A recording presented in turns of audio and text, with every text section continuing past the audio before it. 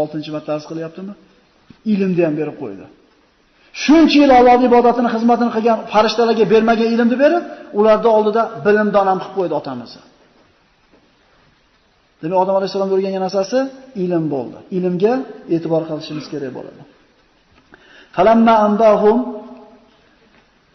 bi asma'ihim qala alam aqul lakum inni a'lamu g'aybas samawati wal ard va a'lamu ma tubduna va ma kuntum taktumun. Ularga ana shu narsalarni ismlarni aytib bergandan keyin Alloh azza va jalla farishtalarga aytdi: "Axir men sizlarga aytmaganmidim? Men sizlar bilmagan narsalarni, sizlar berkitgan narsalarni, g'oyib osmondagi narsalarni hammasini biluvchiman deb aytmaganmidim?" dedi. Alloh farishtalardan ilm bilan Odam alayhisolamni aziz qildi. Oyatlarda tushunmaymiz agar mana shu qissalarni o'rganmasak. Sababi nuzullar bor, ularni o'rganmasak Qur'onni tushunmaymiz. Payg'ambarimizning tarixi, payg'ambarlarning tarixi bularni o'rganmagunimizcha Qur'onning katta qismidan bexabar qolib ketamiz.